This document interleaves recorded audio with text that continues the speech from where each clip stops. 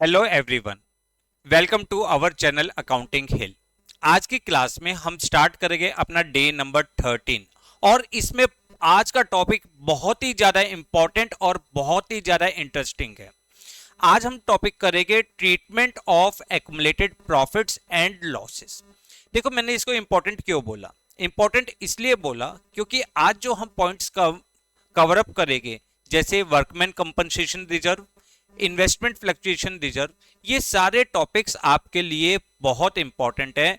क्योंकि एक तो इसकी जो पॉसिबिलिटी होती है वो सेपरेट क्वेश्चंस आने की होती है शॉर्ट क्वेश्चंस में, और साथ ही साथ जो लॉन्ग क्वेश्चन है उसमें भी इसकी एडजस्टमेंट्स आने के चांस अच्छे खासे होते हैं। और वही बात कि एडमिशन ऑफ पार्टनर में जो कुछ आप सीखोगे वो आने वाले सभी chapters, change in profit sharing ratio, retirement of partner and death of partner, इसमें एज इट इज टॉपिक है।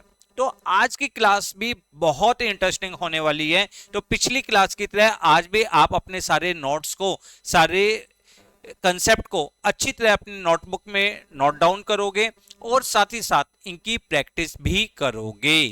क्लियर? तो चलिए स्टार्ट करते हैं आज का topic, treatment of accumulated profits and loss. देखिए, एक्युमुलेटेड प्रॉफिट्स का मतलब क्या होता है? वो प्रॉफिट्स, वो रिजर्व्स जो पार्टनर्स अपनी फ्यूचर कंटिजेंसी के लिए बनाते हैं, जो पार्टनर्स अपनी फ्यूचर कंटिजेंसी के लिए बनाते हैं। मान के चलिए, एक एग्जांपल लेते हैं, ए और बी दो पार्टनर्स हैं जो प्रॉफिट शेयर करते थे 3:1 में। They admit C as a new partner for 1/4 share. ठीक है, उन्होंने सी को एडमिट किया 1/4 शेयर के लिए।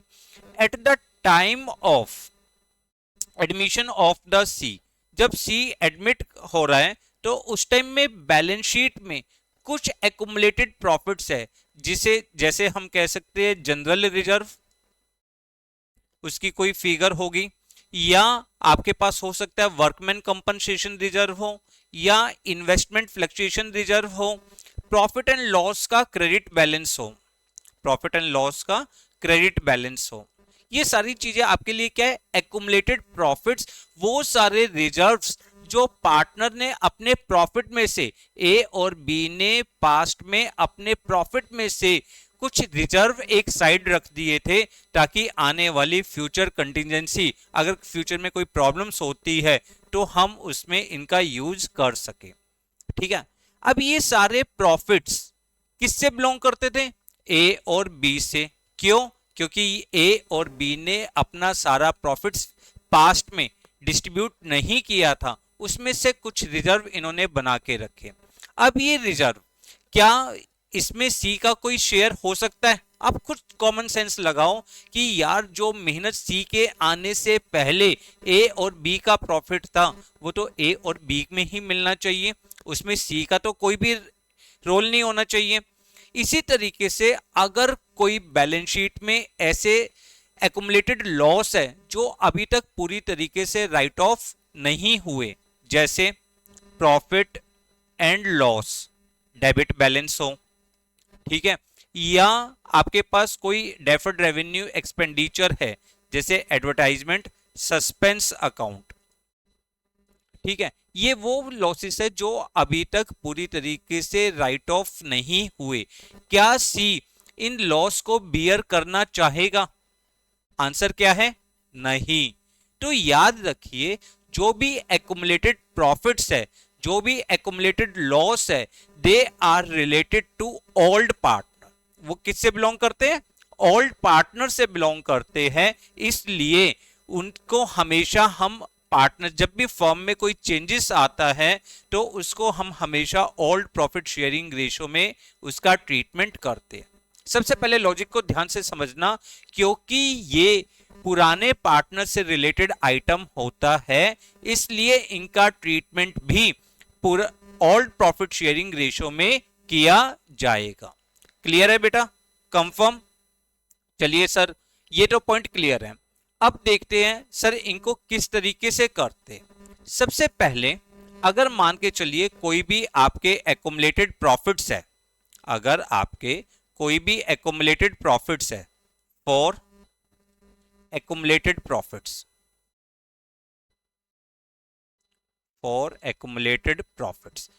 अगर आपके कोई भी एक्यूमुलेटेड प्रॉफिट्स है, एक्यूमुलेटेड प्रॉफिट्स कैसे, आपका जनरल रिजर्व हो सकता है, कंटिजेंसी रिजर्व हो सकता है, प्रॉफिट एंड लॉस का क्रेडिट बैलेंस हो सकता है वर्कमैन कंपनसेशन रिजर्व हो सकता है इन्वेस्टमेंट फ्लक्चुएशन रिजर्व हो।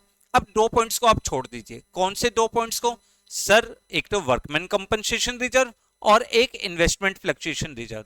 इन दो को आप फिलहाल थोड़ी देर के लिए छोड़ दीजिए। क्यों? क्योंकि इनके कुछ इंपॉर्टेंट केसेस है, वो हम अभी आज की वीडियो में ही करेंगे। पर पहले हम करते हैं, जैसे आपको बैलेंस शीट में अगर जनरल रिजर्व दे रखा हो, प्रॉफिट एंड लॉस का क्रेडिट बैलेंस दे रखा हो, तो हम ये अमाउंट, ये किसकी फिगर होती है? प्रॉफिट की। तो profit is transfer to old partners capital account in their old profit sharing ratio. तो उसके लिए आपकी जर्नल एंट्री क्या होगी बेटा? आपकी जर्नल एंट्री होगी general reserve account debit, general reserve account debit, ठीक है, या प्रॉफिट एंड लॉस का क्रेडिट बैलेंस। याद रखिए कौन सा balance? Credit balance, debit to old partners, to old partners capital या करंट, ओल्ड पार्टनर्स कैपिटल या करंट अकाउंट, ठीक है। और कौन सी रेशो में? In old profit sharing ratio में। कौन सी रेशो में? ओल्ड प्रॉफिट शेयरिंग रेशो में। अगर हम पार्टनर्स के कैपिटल अकाउंट बनाएंगे, पार्टनर्स के हम कैपिटल अकाउंट बनाएंगे ए और बी, इनकी क्रेडिट साइड हम इस अमाउंट को डिस्ट्रीब्यूट कर देंगे इनकी प्रॉफिट शेयरिंग रेशो में। क्लियर? कंफर्म? और जो नई बैलेंस शीट होगी, जो आपकी न्यू बैलेंस शीट होगी, उसमें ये आइटम्स नहीं आएंगे। क्यों? क्योंकि हमने पार्टनर्स में डिस्ट्रीब्यूट कर दिए। क्लियर? कंफर्म? दूसरा, सर अगर लॉस हो, जैसे प्रॉफिट एंड लॉस का डेबिट बैलेंस, हमेशा ध्यान रखिएगा प्रॉफिट एंड लॉस का क्रेडिट बैलेंस होता है तो वो प्रॉफिट की फिगर को शो करता है, जबकि अगर बैलेंस शीट में असेट साइड आपको प्रॉफिट एंड लॉस दिया है, असेट साइड, इसका मतलब it has a debit balance. कौन सा बैलेंस होगा? Debit balance. Debit balance represent the loss.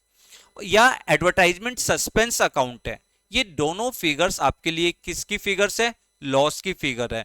और इस लॉस को हम पार्टनर्स के कैपिटल अकाउंट में डेबिट साइड डिस्ट्रीब्यूट कर देते हैं। क्लियर? तो हमारे लिए नेक्स्ट पॉइंट क्या है? For accumulated loss, for accumulated loss, अगर हमें कोई एक्युमुलेटेड लॉस दिया हुआ है तो हम इसको पार्टनर्स के कैपिटल अकाउंट में डेबिट साइड एंट्री कर देंगे। आपकी एंट्री क्या होगी? आपकी एंट्री होगी ओल्ड पार्टनर्स कैपिटल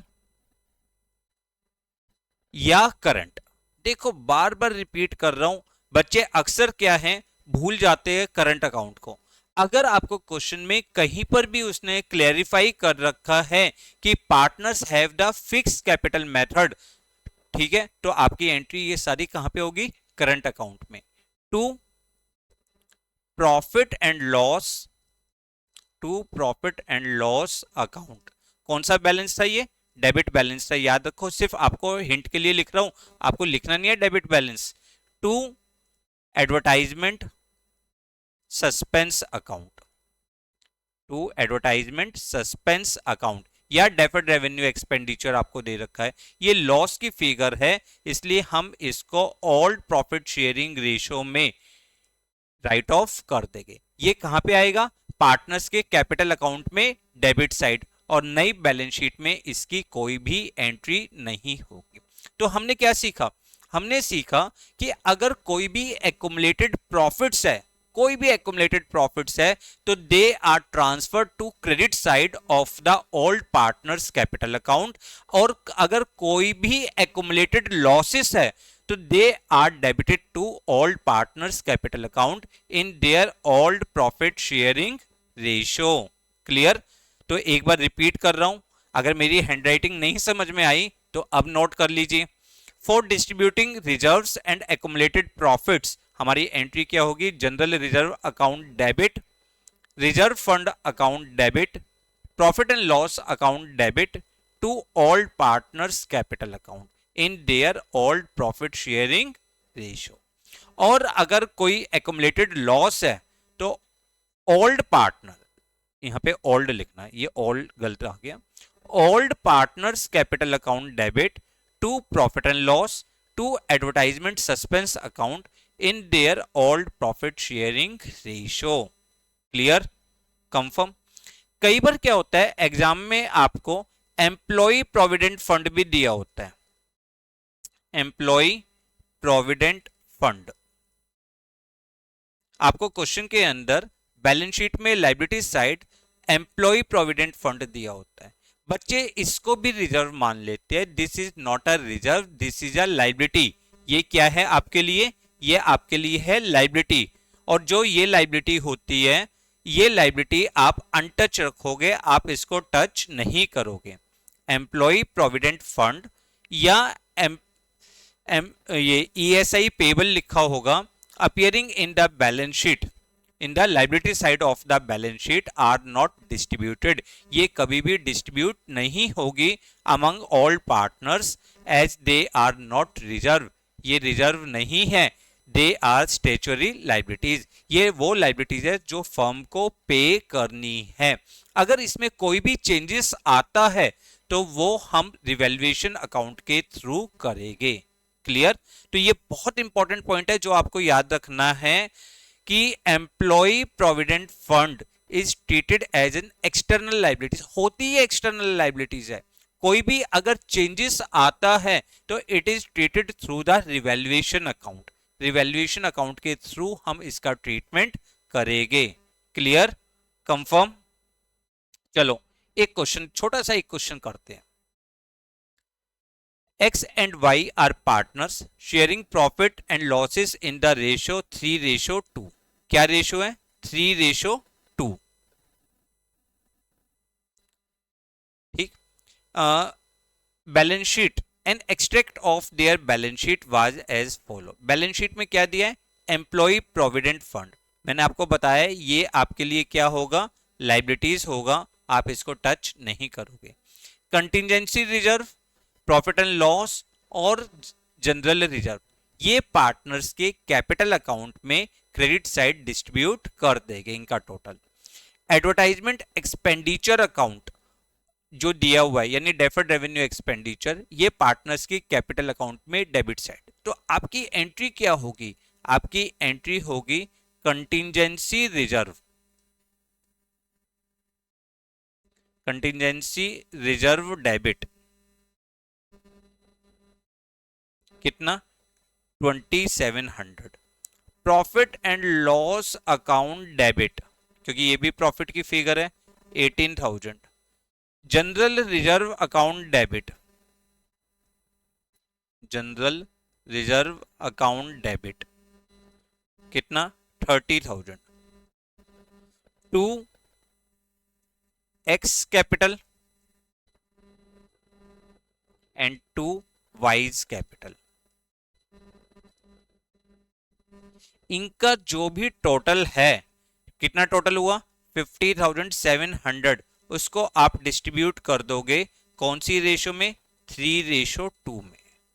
क्लियर, और नई बैलेंस शीट में ये आइटम्स आपके अपीयर नहीं होंगे।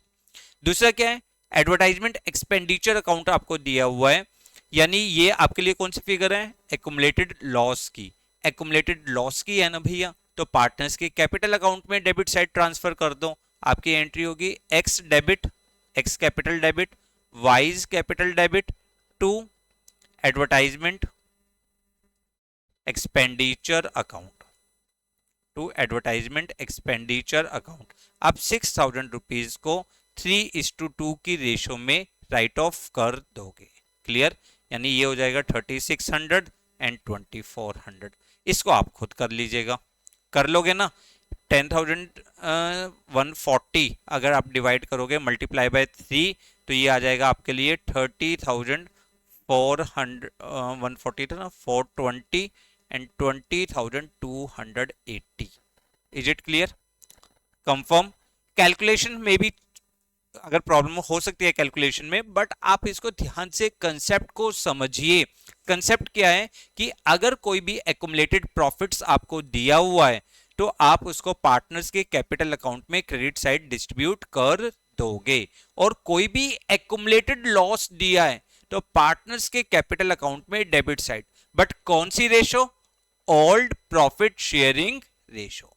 देखो ध्यान से समझना, क्योंकि रिटायरमेंट में भी, डेथ में भी, और साथ ही साथ चेंज इन पीएसआर, उसमें भी यही टॉपिक है। देखो चेंज इन पीएसआर मैं पहले भी करवा सकता था, पर मैं हमेशा पहले एडमिशन ऑफ पार्टनर और रिटायरमेंट ऑफ पार्टनर करवाता हूं, उसके बाद change in profit sharing ratio करवाना बहुत आसान हो जाता है। तो इसलिए हम जो भी कंसेप्ट यहाँ पे पढ़ेंगे वो बहुत अच्छी तरीके से पढ़ेंगे। याद रखिए आपके इन 65 डेज में हर पॉइंट्स को डिटेल में एक्सप्लेन किया गया है। बच्चे कई बार क्वेश्चन करते हैं सर 15-20 मिनट की वीडियो दो ना। यार 15-20 मिनट की वीडियो में क्या सारे कंसेप्ट्स डिटेल में हो सकते हैं? मुझे तो नहीं लगता, ठीक है ना। उसमें कुछ ना कुछ मिसिंग होने के चांस होते हैं। जो जो टॉपिक आपको आते हैं आप वो वीडियो को आगे ट्रांसफर को आगे कर सकते हैं और उसको देख सकते हैं। क्लियर? चलिए अब स्टार्ट करते हैं एक बहुत इंपॉर्टेंट टॉपिक। अभी थोड़ी देर पहले मैंने आपको बोला था कि अगर हमें ये दो आइटम्स छोड़ दीजिए, WCR और IFF, अब ये दोनों आपके लिए इंपॉर्टेंट केसेस है। दोनों केसेस आपके लिए बहुत इंपॉर्टेंट है, ध्यान से समझिए। बच्चों को कई बार कंफ्यूजन होती है। Treatment of workman compensation reserve, सबसे पहले करते हैं workman compensation reserve. Workman compensation reserve दिया हो या वर्कमैन कंपनसेशन फंड दिया हो, एक ही बात है। क्या होता है वर्कमैन कंपनसेशन रिजर्व? आ रिजर्व, ये वो रिजर्व होता है, reserve set out of profit, set aside, reserve set aside out of profit to meet the compensation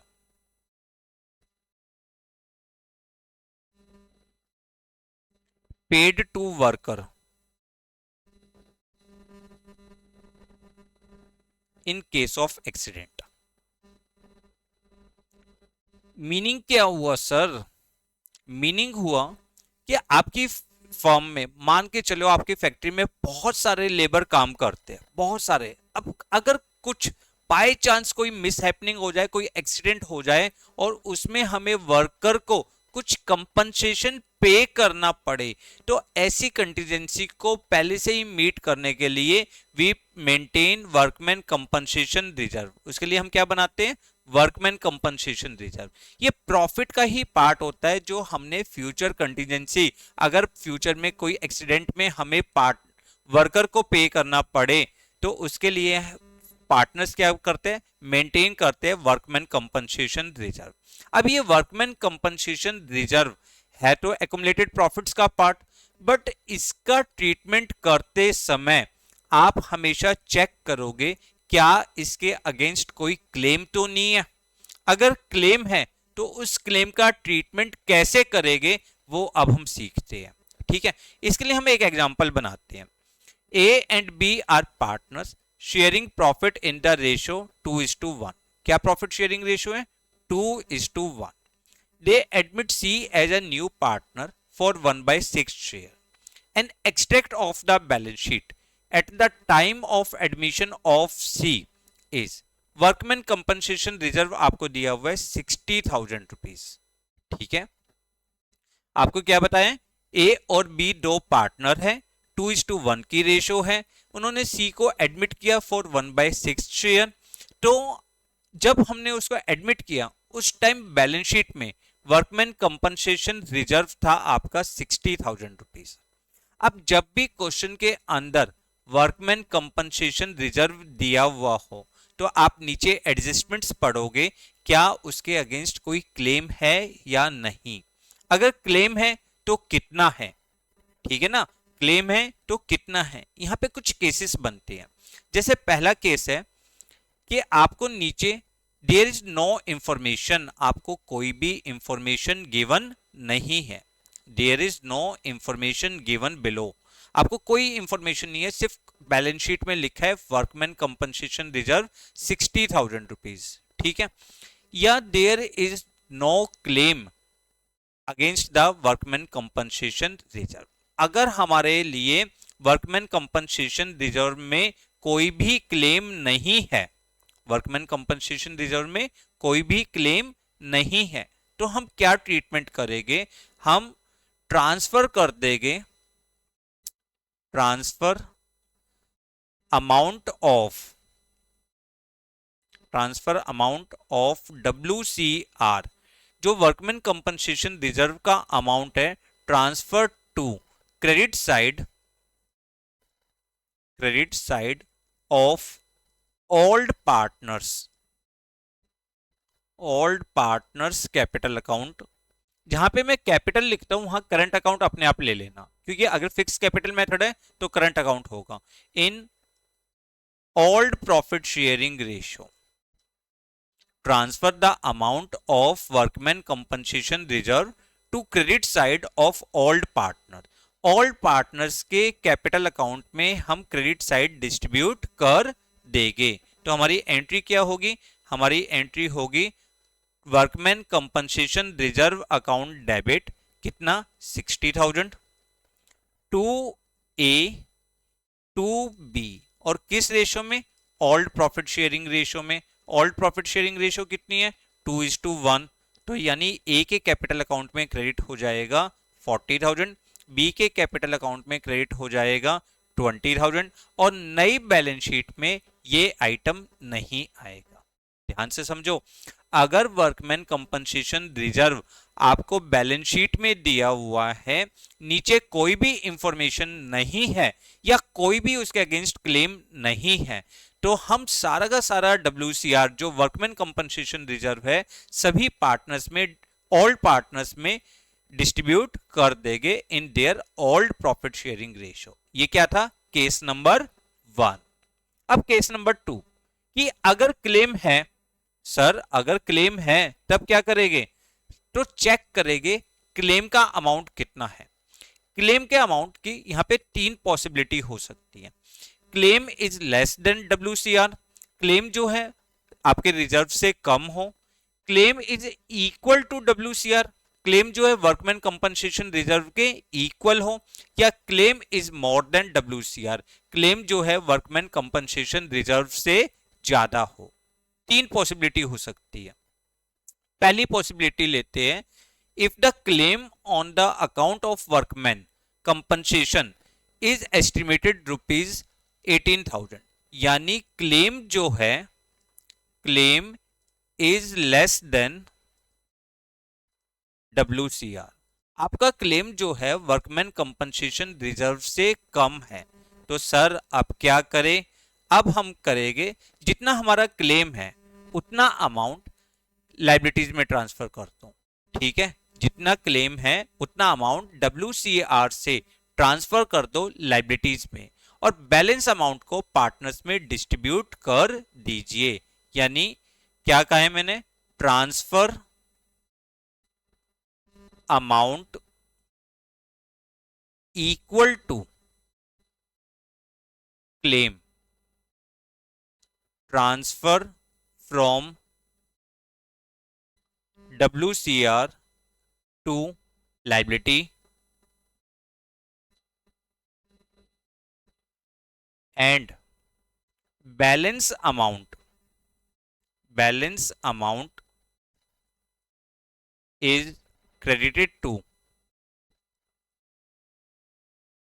old partners capital account in old profit sharing ratio। क्या लिखा है मैंने लिखा है जितना क्लेम है उतना अमाउंट आप रिजर्व से ट्रांसफर कर दो क्लेम अकाउंट में, ठीक है, और बाकी बैलेंस आप पार्टनर्स में डिस्ट्रीब्यूट कर दीजिए। जैसे देखो आपका क्लेम कितना था, क्लेम था आपका 18,000, टोटल अमाउंट कितना था 60,000। तो आपकी एंट्री क्या होगी, WCR डेबिट 60,000। इसमें से आप लिख दीजिए to liability for worker, to liability for worker 18,000, ठीक है, and to A and to B. अब कितना बैलेंस बचा, आपका बैलेंस बचा 42,000, और क्या रेशियो है 2:1। तो आप इसको ट्रांसफर करोगे 28,000 एंड 14,000, ठीक है। क्लियर, मैंने क्या करा है दोबारा रिपीट कर रहा हूं, जो क्लेम अमाउंट था, क्लेम कितना था आपका 18,000, ठीक है, उसको हमने ट्रांसफर कर दिया, ट्रांसफर टू लाइबिलिटी, लाइबिलिटी में ट्रांसफर कर दिया। अब एक्सेस अमाउंट कितना है आपका, एक्सेस हुआ 42,000, उसको आपने ओल्ड प्रॉफिट शेयरिंग रेशियो यानी ओल्ड PSR 2:1 में डिस्ट्रीब्यूट कर दिया। यानी आप जब नई बैलेंस शीट बनाओगे या कैपिटल अकाउंट बनाओगे, कैपिटल अकाउंट जब आप बनाओगे तो एक्स और वाई, एक्स और वाई, यहां पे आप WCR लिख दोगे 28,000 एंड 14,000।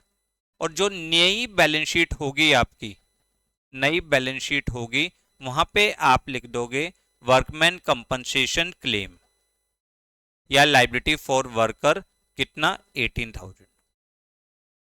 क्लियर, कंफर्म, समझ में आ गया। पहला केस क्या था, कोई क्लेम नहीं है या कोई इंफॉर्मेशन नहीं है, सारा का सारा पार्टनर्स में डिस्ट्रीब्यूट कर दो। दूसरा क्लेम तो है पर claim is less than WCR, आपका क्लेम जो है वर्कमैन कंपनसेशन रिजर्व से कम है, तो आपने उस क्लेम को ट्रांसफर कर दिया लाइबिलिटीज में और बाकी अमाउंट आपने पार्टनर्स में डिस्ट्रीब्यूट कर दिया। नोट करिए सारी journal entries. Clear. Third case, अगर क्लेम इक्वल है, if the claim on account of workman compensation is estimated ₹60,000, claim is equal to, claim is equal to WCR। Claim क्या है, WCR के इक्वल है, जितना क्लेम है उतना, जितना रिजर्व है उतना ही क्लेम है। तो हम क्या करेंगे बेटा, transfer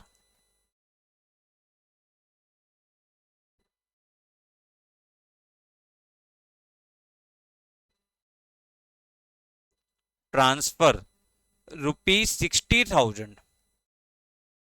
from WCR to claim account, claim account में ट्रांसफर कर दोगे। यानी आपकी जो जर्नल एंट्री होगी, आपकी जो जर्नल एंट्री होगी वो क्या होगी, WCR डेबिट कितना 60,000 टू लाइबिलिटी फॉर वर्कर, ठीक है, या वर्कमैन कंपनसेशन क्लेम जो भी आपको नाम दिया हो, ₹60,000।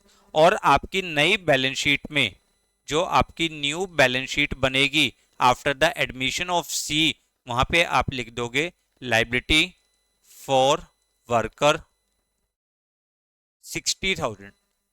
एक बात ध्यान रखना, जो पहले अमाउंट आ रहा था, पहले अमाउंट आ रहा था रिजर्व के नाम से, पहला अमाउंट किसके नाम से आ रहा था, रिजर्व, यानी वो एक्युमुलेटेड प्रॉफिट्स था। बट अब जब नाम आ रहा है वो आ रहा है लाइबिलिटी फॉर वर्कर या वर्कमैन कंपनसेशन क्लेम, जो आपको लाइबिलिटीज रिप्रेजेंट करता है। Clear.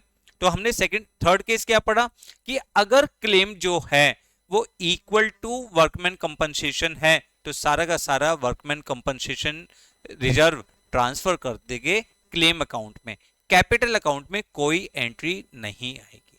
Clear. Next case, last case क्या बनता है कि अगर क्लेम ज्यादा हो, claim is more than WCR, जो क्लेम है वर्कमैन कंपनसेशन रिजर्व से ज्यादा हो, वर्कमैन कंपनसेशन रिजर्व कितना है आपका 60,000, बट क्लेम कितना है ₹72,000, ठीक है ना, claim is more then reserve.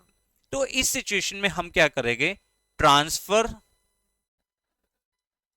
रुपी कितना 60,000 फ्रॉम WCR टू, कहां पे ट्रांसफर करेंगे, क्लेम अकाउंट में, एंड एक्सेस, अब बाकी कितना क्लेम बचा 12,000। अभी सर 12,000 को कहां से एडजस्ट करेंगे, excess rupees 12,000, sorry excess rupees 12,000 is debited to revaluation account, debited to revaluation account। ध्यान से समझो इस पॉइंट को कि आपके पास रिजर्व था 60,000 का, पर क्लेम है 72,000 रुपीज का। Claim is more then reserve, claim जो है रिजर्व से ज्यादा है। तो इस सिचुएशन के अंदर हम जितना क्लेम, जितना रिजर्व है उतना अमाउंट तो क्लेम में ट्रांसफर कर दो। अब excess of claim over the reserve, जो आपका क्लेम रिजर्व से ज्यादा है, वो कंपनी के लिए क्या है, फर्म के लिए क्या है, लॉस है। लॉस है तो हम रिवैल्यूएशन अकाउंट में डेबिट साइड उसको रिकॉर्ड कर देंगे। तो आपकी एंट्री क्या होगी, आपकी एंट्री होगी WCR डेबिट, कितना जी 60,000 था। बाकी revaluation account debit, revaluation account debit कितना 12,000 to liability for worker, to liability for worker 72,000। और ये रिवैल्यूएशन लॉस पार्टनर्स की प्रॉफिट शेयरिंग रेशियो, पुराने पार्टनर्स की प्रॉफिट शेयरिंग रेशियो में डिस्ट्रीब्यूट कर देंगे। A's capital account debit, B's capital account debit to revaluation. कितना लॉस है, लॉस है 12,000। डिस्ट्रीब्यूट किस रेशियो में करेंगे, ओल्ड प्रॉफिट शेयरिंग रेशियो में। तो ओल्ड प्रॉफिट शेयरिंग रेशियो में हम करेंगे तो 7200 एंड 4800। क्लियर, यानी इसका मतलब आपने रिवैल्यूएशन अकाउंट को, रिवैल्यूएशन अकाउंट को आपने क्या करा, डेबिट करा। कितने से डेबिट किया, आपने यहां पे क्या लिखा, लायबिलिटी फॉर वर्कर। कितना जी 72 था, बट उसमें से क्लेम कितना था हमारे पास 60,000, ठीक है। तो बाकी 12,000 से डेबिट करा। इसको लॉस ट्रांसफर करा, लॉस ट्रांसफर टू ए और बी, कितना 7200 एंड 4800 ओल्ड PSR में। क्लियर। कैपिटल अकाउंट में अगर हम कैपिटल अकाउंट बनाते हैं तो वहां पे हमने ए और बी में लिख दिया रिवैल्यूएशन लॉस, क्योंकि रिजर्व तो बचा ही नहीं पार्टनर्स के लिए। 7200 एंड 4800, ठीक है, ये भी हो गया। अब हमने बनाई बैलेंस शीट, और बैलेंस शीट में हमने क्या लिखा, लायबिलिटी फॉर वर्कर, कितना हो गया 72,000। Clear, confirm. तो हमने यहाँ पे अब तक 4 केस सीखे। टोटल केसेस अगर हम देखें, हमने 4 केस सीखे। पहला केस हमने क्या सीखा कि हमारे पास कोई भी क्लेम नहीं है, सारा का सारा रिजर्व हमने ट्रांसफर कर दिया, कहां पे, पार्टनर्स के कैपिटल अकाउंट में क्रेडिट साइड। दूसरा केस हमने सीखा कि अगर क्लेम कम है, क्लेम कम है, तो जितना क्लेम है उतना रिजर्व से ट्रांसफर करो क्लेम अकाउंट में और बाकी पार्टनर्स में डिस्ट्रीब्यूट कर दीजिए। तीसरा, अगर claim is equal to workman compensation reserve, अगर क्लेम वर्कमैन कंपनसेशन रिजर्व के इक्वल है तो सारा का सारा रिजर्व ट्रांसफर कर दिया जाएगा क्लेम अकाउंट में। और fourth and last important case हमने क्या पढ़ा कि अगर क्लेम ज्यादा है तो पहले सारा रिजर्व ट्रांसफर करो क्लेम में, और जो एक्सेस अमाउंट है क्लेम का उसको हम डेबिट कर देते हैं टू रिवैल्यूएशन अकाउंट, ठीक है। तो उसको हमने एंट्री क्या करी, WCR debit, revaluation account debit to liability for worker, और इस रिवैल्यूएशन लॉस को पार्टनर्स के कैपिटल अकाउंट में डेबिट साइड डिस्ट्रीब्यूट कर दिया। क्लियर है बेटा? कंफर्म? तो प्लीज ये सारे पॉइंट्स को नोट करिए। पहला केस देखो, पहला केस एक एक करके दोबारा स्लाइड चला रहा हूं, आप ध्यान से देखिए। पहला केस है, नोट करिए। फिर हमने सेकंड केस पढ़ा, यहां पे हमने इसका ट्रीटमेंट सीखा, और यहां पे हमने इसकी जर्नल एंट्री पास आउट करी। जर्नल एंट्री के साथ साथ हमने ये भी सीखा कि अकाउंट्स में कैसे पोस्ट करते हैं। तीसरा पॉइंट, जब क्लेम इक्वल था तो आपके ट्रीटमेंट और वर्क उसकी जर्नल एंट्री, सिर्फ नई बैलेंस शीट में नाम चेंज हो गया, लायबिलिटी फॉर वर्कर हो गया। फोर्थ केस, जब क्लेम ज्यादा था तो यहां पे पहले ट्रीटमेंट है कि सारा रिजर्व ट्रांसफर करो क्लेम में और एक्सेस अमाउंट को डेबिट कर दिए रिवैल्यूएशन अकाउंट में, फिर इसकी जर्नल एंट्रीज, ये जर्नल एंट्रीज और ये इसके अकाउंट में पोस्टिंग। क्लियर है? आई होप आपको क्लियर होगा सारी चीजें। देखो ध्यान से पढ़ना, इंटरेस्ट लगाना, बहुत सारा ये नहीं है कि बहुत सारा हवा बनाना है इन चीजों को, बहुत ज्यादा टेंशन है। टेंशन कुछ नहीं है, आप बस ध्यान से पढ़िए। काम मेरा है पढ़ाना, आपका काम सिर्फ और सिर्फ पढ़ना है। आप सिर्फ पढ़ते रहिए, मेरा काम है पढ़ाते रहना। आपके लिए इतनी मेहनत करूंगा कि आपका सारा कोर्स टाइम पे कंप्लीट होगा। जब वादा किया है तो पूरा भी करूंगा। क्लियर? चलिए नेक्स्ट देखते हैं, इन्वेस्टमेंट फ्लक्चुएशन फंड। अब ये क्या होता है इन्वेस्टमेंट फ्लक्चुएशन फंड? अगर फर्म ने कोई इन्वेस्टमेंट कर रखी है तो उसकी मार्केट वैल्यू में भी चेंज, उसकी मार्केट वैल्यू क्या हो सकती है? कम या ज्यादा हो सकती है। अगर उसकी मार्केट वैल्यू कम हुई तो उससे फर्म को क्या हो सकता है? लॉस हो सकता है। और उस लॉस को कवर अप करने के लिए, उस लॉस को पहले ही कवर अप करने के लिए we maintain the investment fluctuation fund. तो क्लियर है इन्वेस्टमेंट फ्लक्चुएशन फंड का मीनिंग क्या है? Investment fluctuation fund is a fund which is created out of the profit to meet the future losses, to meet the future losses in case of fall in the value of, fall in the market value of the investment। अगर investment की market value में कुछ कम होता है तो उसके कारण जो लॉस है उसको कंपनसेट करने के लिए we maintain the investment fluctuation fund. Clear? अब इन्वेस्टमेंट फ्लक्चुएशन फंड है तो यहां पे भी कुछ केसेस हो गए। क्या केस हो गए? देखो बैलेंस शीट में आपको जब भी आईएफएफ दिया होगा, जब भी आपको आईएफएफ दिया होगा, इन्वेस्टमेंट फ्लक्चुएशन फंड, जब भी आपको इन्वेस्टमेंट फ्लक्चुएशन फंड दिया हुआ होगा तो उसके अगेंस्ट आपको असेट साइड में इन्वेस्टमेंट दी होगी। अब यहां पे जो इन्वेस्टमेंट की होगी this is the cost price यानी बुक वैल्यू। ये क्या होगी आपके लिए? Book value. अब आपको चेक करना है कि मार्केट वैल्यू इन्वेस्टमेंट की क्या है, मार्केट वैल्यू ऑफ इन्वेस्टमेंट क्या है। ठीक है, उसको कंपैरिजन करते हुए आपको इन्वेस्टमेंट फ्लक्चुएशन फंड का ट्रीटमेंट करना होगा। क्लियर? कर सकते हैं। केसेस देखते हैं, फिर दोबारा केसेस देखो, हर एक चीज के जितने भी पॉसिबल केस है वो सारे हम करेंगे ताकि हमारे कंसेप्ट बहुत अच्छे हो। एक केस बनाते हैं यहां पे भी, A and B are partners sharing profit in the ratio 2:1। All profit sharing ratio क्या है? 2:1। They admit C as a new partner for 1/6 share and extract of the balance sheet at the time of admission of C is। आपको investment fluctuation fund दिया हुआ है 18,000 rupees और investment की cost दी हुई है 2 लाख रुपीज। इन्वेस्टमेंट की cost कितनी दी है? 2 लाख रुपीज इसकी कॉस्ट दी हुई है। अब जब भी आपको क्वेश्चन इस तरीके से गिवन हो तो आप पहले नीचे केसेस को पढ़ोगे कि नीचे क्या केसेस आपको दिए हुए हैं।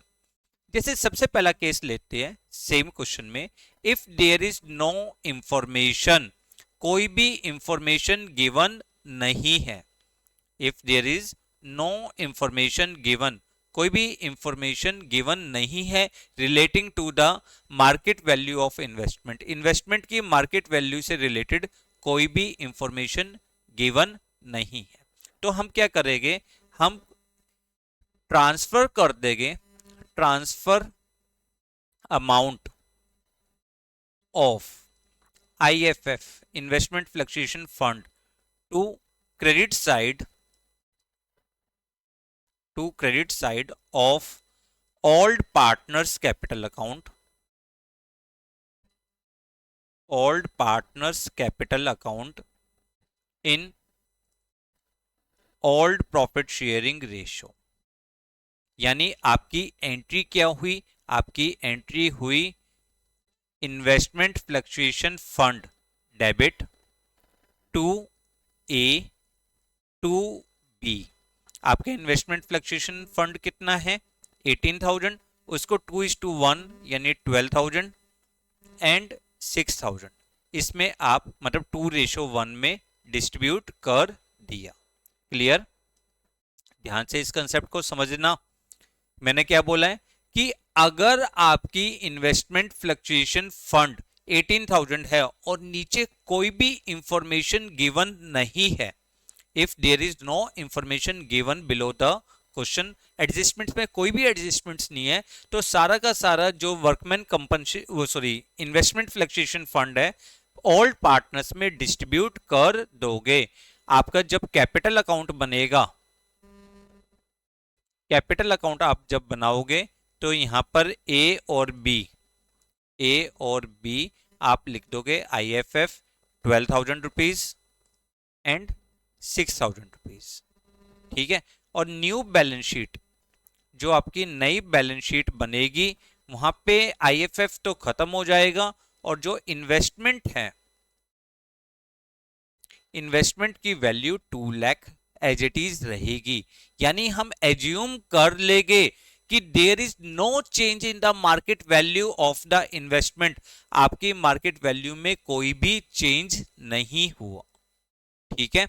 उस सिचुएशन में सारा का सारा जो फंड आपने मेंटेन करा था that is a profit which is related to old partners, वो किससे बिलोंग करता है, ओल्ड पार्टनर से बिलोंग करता है, इसलिए हम उसको ओल्ड प्रॉफिट शेयरिंग रेशियो में डिस्ट्रीब्यूट कर देंगे। क्लियर? कंफर्म? सेकंड केस देखते हैं। सेकंड केस क्या है, market value of investment is 2 lakh, इसका मतलब क्या है, market value is equal to book value, market value is equal to book value.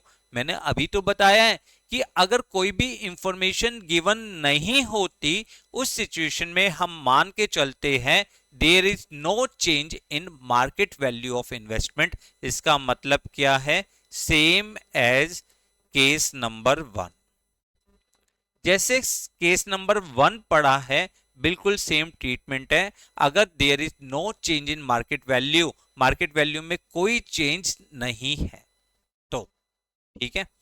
अब थर्ड पॉइंट, अब देखो, अब यहां पे केसेस इंपॉर्टेंट स्टार्ट हो गए। If market value of investment is 1,91,000, यानी यहां पे क्या है, falls in market value, falls in market value of investment, आपकी इन्वेस्टमेंट की मार्केट वैल्यू जो है वो कम हो रही है, आपके एसेट्स की वैल्यू कम हो रही है, तो यहां पर आपके पास 3 पॉसिबिलिटी बन सकती है, ठीक है। 3 पॉसिबिलिटी, तीनों पॉसिबिलिटी एक एक करके पढ़ते हैं। पहली पॉसिबिलिटी क्या है, फॉल्स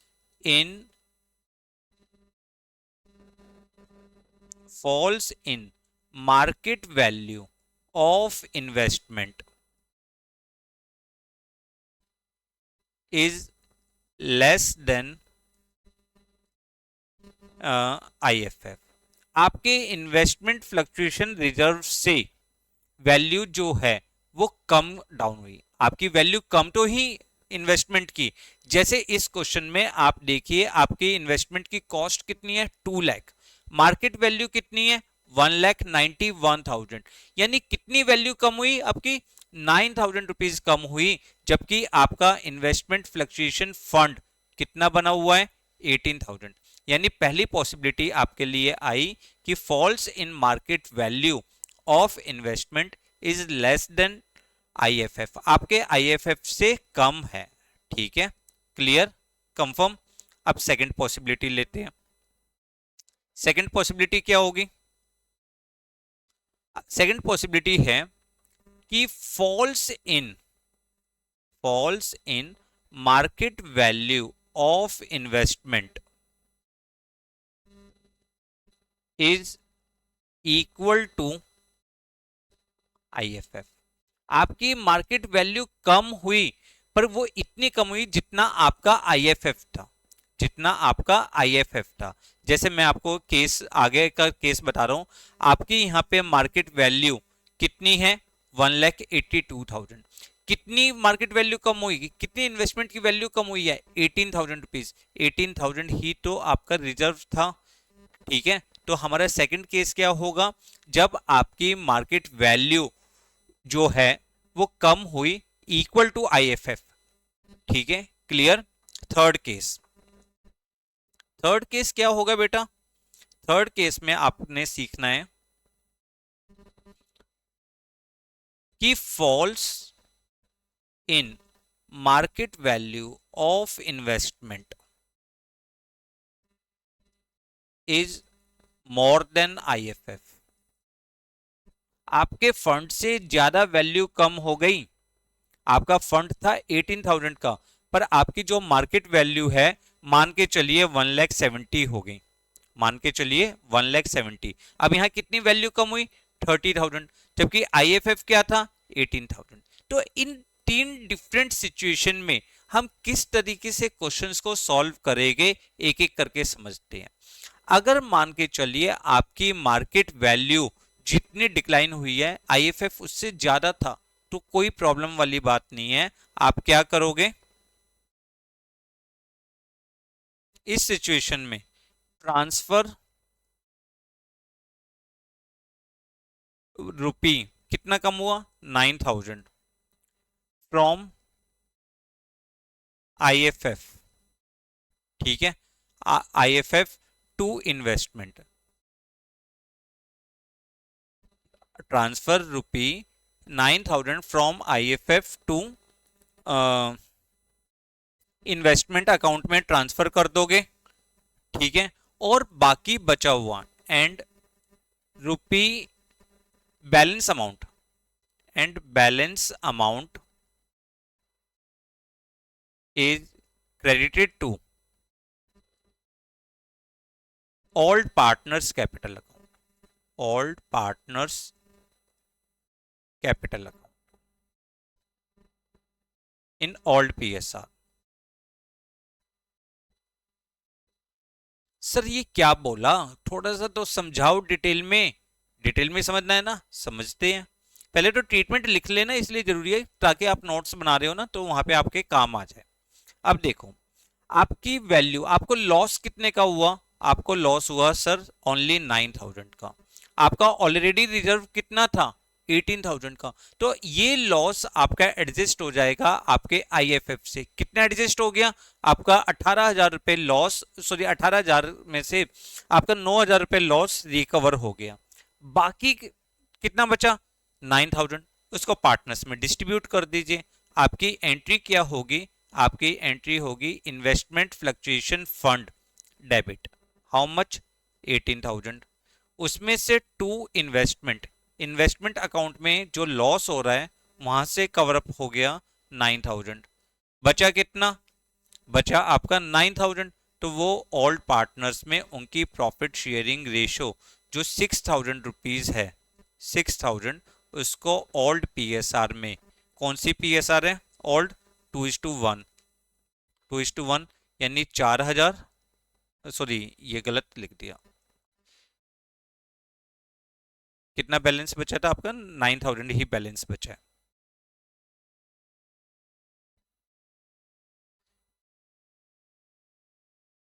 इसको 2:1 यानी 6,000 एंड 3,000। क्लियर, कंफर्म, समझ में आया। आप क्या करोगे, कैपिटल अकाउंट में तो ए और बी, इनके कैपिटल अकाउंट में आप आईएफएफ लिख दोगे 6,000 एंड 3,000, और जो नई बैलेंस शीट बनेगी वहां पे आप इन्वेस्टमेंट की वैल्यू लिख दोगे 1,91,000। Clear, confirm. देखो, जो भी आपका लॉस हुआ, कितने का लॉस हुआ, 9,000 रुपीज का लॉस हुआ, उस लॉस को आपने एडजस्ट कर लिया। कहां से एडजस्ट कर लिया, रिवैल्यूएशन अकाउंट से, सॉरी, कहां से एडजस्ट कर लिया, इन्वेस्टमेंट फ्लक्चुएशन फंड से। अब बचा कितना इन्वेस्टमेंट फ्लक्चुएशन फंड में बैलेंस, 9,000। वो 9,000 पार्टनर्स में डिस्ट्रीब्यूट कर दो। ये कब होगा, जब false in market value is less then IFF. Clear, पहला केस क्लियर है, इसका ट्रीटमेंट कंफर्म। चलिए अगला ट्रीटमेंट करते हैं।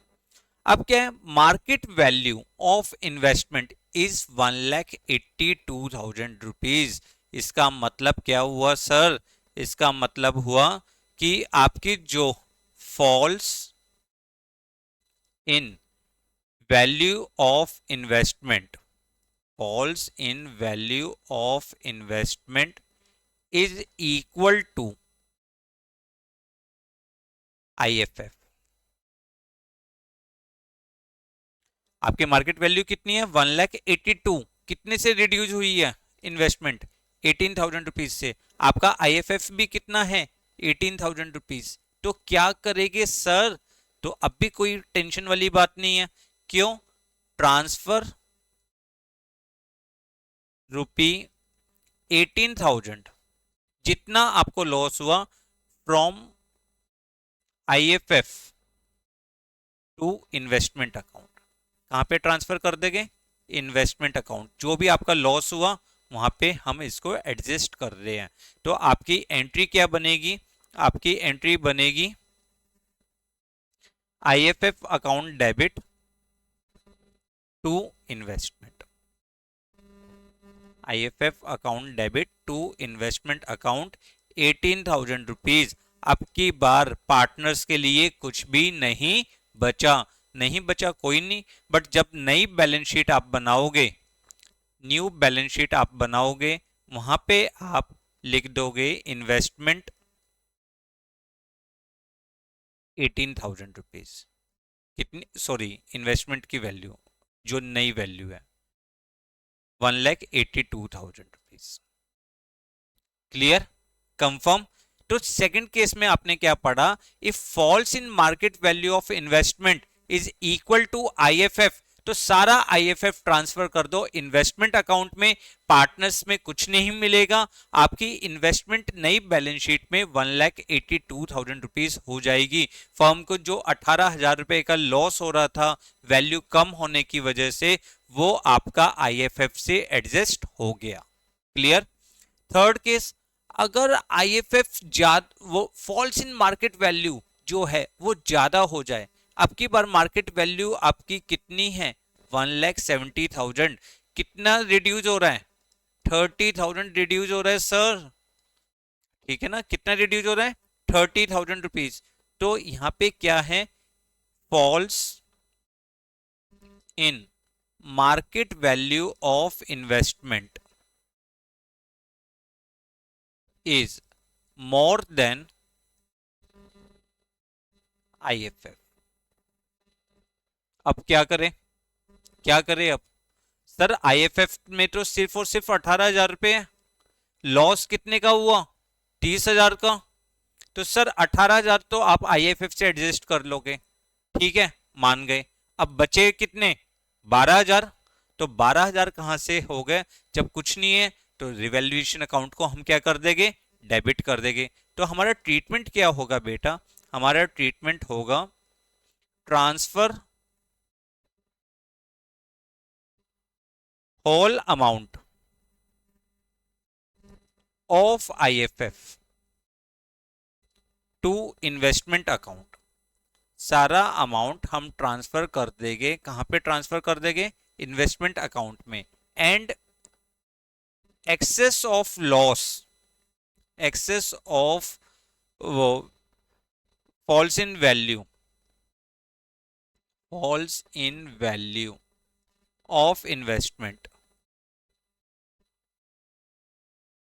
Over IFF debited to revaluation account. Revaluation account हमने क्यों बनाया था, रिवैल्यूएशन अकाउंट हमने लास्ट क्लास में सीखा था, it is a account which is open to revalue our assets and liabilities. ठीक है ना, यानी असेट्स के और लाइबिलिटीज की वैल्यू में चेंजेस होने के कारण जो भी प्रॉफिट या लॉस होता है उसको हम रिवैल्यूएशन अकाउंट में रिकॉर्ड करते हैं। सर अभी तक क्यों नहीं रिकॉर्ड किया था, क्योंकि अभी तक तो IFF से कवर अप हो रहा था। ठीक है ना, पहले क्या था, कोई चेंज नहीं था तो कोई लॉस नहीं हुआ। दूसरा लॉस तो हुआ पर IFF से कम हुआ था, इसलिए IFF से एडजस्ट हो गया। तीसरे केस में क्या था कि IFF के इक्वल हुआ था तब भी प्रॉब्लम नहीं, बट सर यहां तो रिजर्व कम था, लॉस ज्यादा था, तो लॉस जो एक्सेस लॉस है उसको हम डेबिट कर देते हैं रिवैल्यूएशन अकाउंट में। ठीक है, कहां पे डेबिट कर देते हैं, रिवैल्यूएशन अकाउंट में। तो हमारी जो नेक्स्ट मतलब जर्नल एंट्री होगी वो क्या होगी, IFF डेबिट कितना एडजस्ट हुआ, 18,000। रिवैल्यूएशन अकाउंट डेबिट कितना सर, 12,000 टू इन्वेस्टमेंट, यानी जो इन्वेस्टमेंट की वैल्यू कम हुई आपकी 30,000 रुपीज की, वो 18,000 तो IFF से एडजस्ट हो गई और रिवैल्यूएशन अकाउंट से 12,000 रुपीज एडजस्ट हो गई। और इस लॉस को हम पार्टनर्स में डिस्ट्रीब्यूट कर देंगे, A debit B debit to revaluation, to revaluation account. 12,000 rupees के लॉस को 2:1 8,000 एंड 4,000। Clear, confirm. यानी जब हम कैपिटल अकाउंट बनाएंगे, मतलब सबसे पहले तो हम रिवैल्यूएशन अकाउंट बनाते हैं। अब हमने देखा हमें लॉस हुआ तो हमने रिवैल्यूएशन अकाउंट को डेबिट कर दिया इन्वेस्टमेंट, कितना 30 का टोटल लॉस था, 18,000 IFF से रिकवर हो गए, तो 12,000 आप यहाँ पे देखो। ये क्वेश्चन जर्नल एंट्रीज में भी आ सकता है, अकाउंट्स फॉर्म में भी आ सकता है, तो इसलिए मैं अकाउंट्स फॉर्म भी आपको हाथ के हाथ करवा रहा हूँ।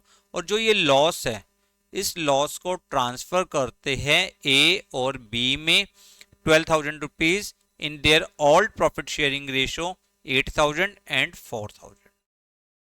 Clear, confirm. दूसरा कैपिटल अकाउंट, कैपिटल अकाउंट में सिर्फ और सिर्फ डेबिट साइड आपके लिए क्या आ जाएगा, लॉस आ जाएगा रिवैल्यूएशन का,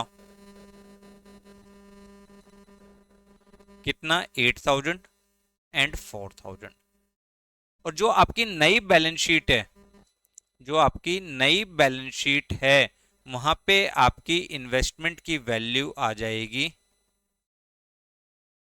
1,70,000, जो नई वैल्यू है। ठीक है ना, क्लियर। ध्यान से इन सब चीजों को नोट कर लीजिए बेटा, बार बार नहीं बोलना पड़े, ये आपके लिए बहुत इंपॉर्टेंट है। कोई आलस नहीं, अगर अब भी आलस करेंगे तो पढ़ेंगे कब। चलिए लास्ट केस और करते हैं, लास्ट केस है, चिंता मत करो, ज्यादा टेंशन मत लिया करो, पढ़ाई पे ध्यान दो बस। अब क्या है, if the market value of investment is 2,18,000 rupees, यानी आपकी जो मार्केट वैल्यू है, increase in market value of investment, आपकी मार्केट वैल्यू इन्वेस्ट जो है इंक्रीज हो रही है। ठीक है, अब मार्केट वैल्यू क्या हो रही है आपकी, इंक्रीज हो रही है। तो जो आपने रिजर्व बनाया था 18,000 का, इसकी भी जरूरत नहीं है। और जो मार्केट वैल्यू इंक्रीज होने के कारण प्रॉफिट हुआ, उसको हम रिवैल्यूएशन अकाउंट में क्रेडिट कर देंगे। तो पहला ट्रीटमेंट क्या है, नंबर 1 पहला पॉइंट है transfer amount of IFF to credit side of old partners, capital in old PSR. पहला पॉइंट हमने ओल्ड पीएसआर में क्रेडिट कर दिया। दूसरा पॉइंट क्या है सर? दूसरा पॉइंट जो इंक्रीज है, increase in market value of investment, जो आपकी मार्केट वैल्यू में इंक्रीज है, इज क्रेडिटेड टू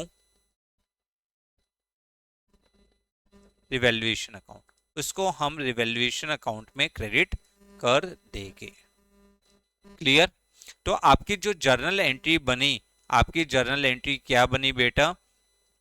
सबसे पहले आपकी जर्नल एंट्री बनी IFF debit to A and to B.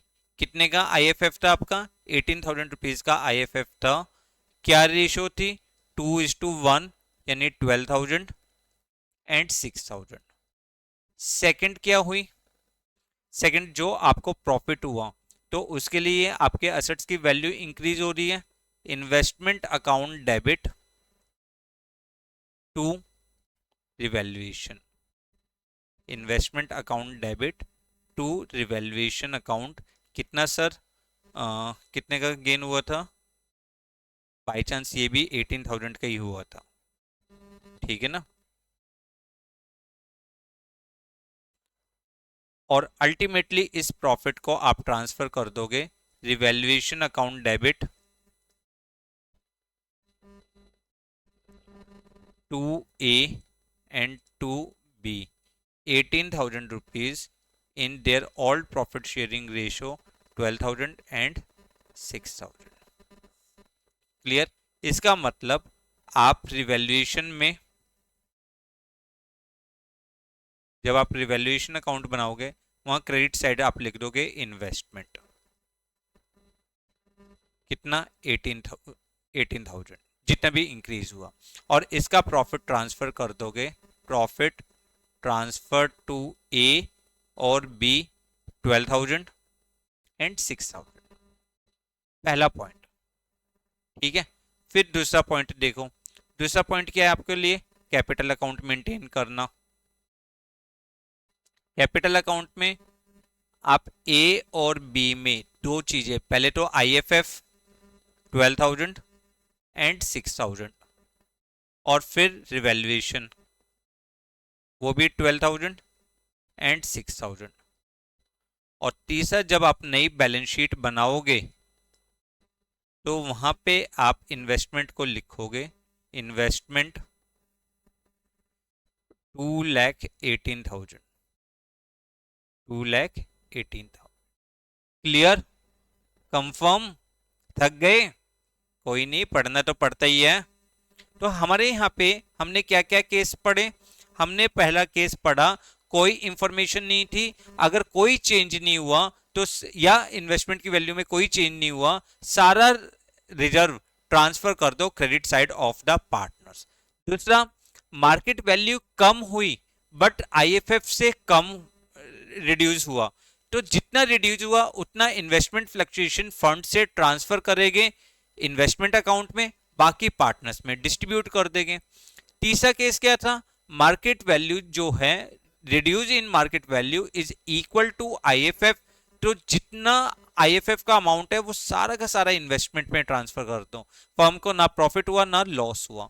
Fourth case हमने इंपॉर्टेंट केस पढ़ा था कि अगर हमारी मार्केट वैल्यू जो है वो ज्यादा रिड्यूस हो, आईएफएफ कम हो, तो excess loss is debited to revaluation account.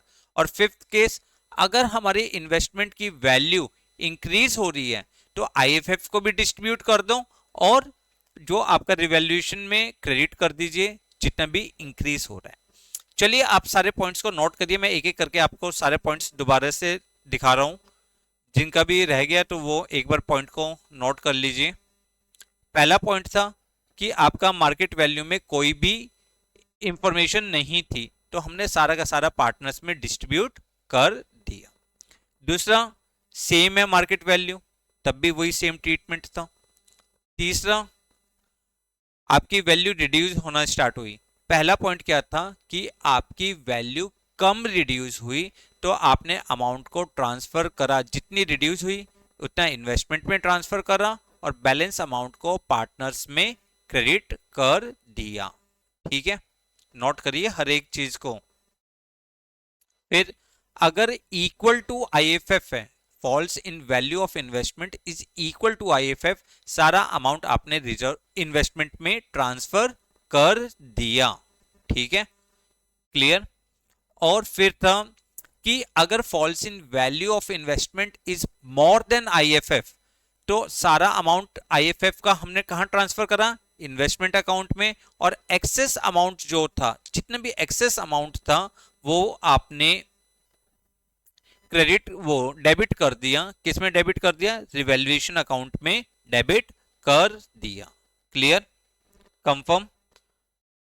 फिर नेक्स्ट पॉइंट आपके लिए क्या था, इसकी एंट्री आपने कर ली थी।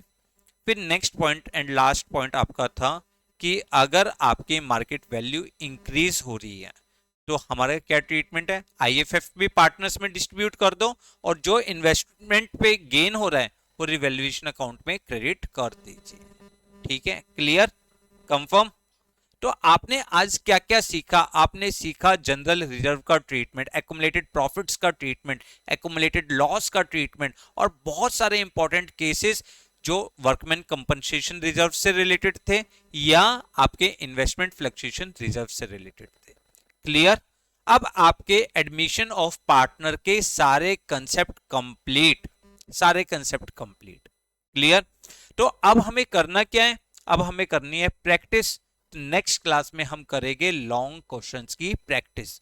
बट लॉन्ग क्वेश्चंस की प्रैक्टिस करने से पहले जितनी भी क्लास हुई है एडमिशन ऑफ पार्टनर की, आज एडमिशन ऑफ पार्टनर की 5th क्लास थी। ठीक है ना, एडमिशन ऑफ पार्टनर की आज आपकी 5th क्लास थी।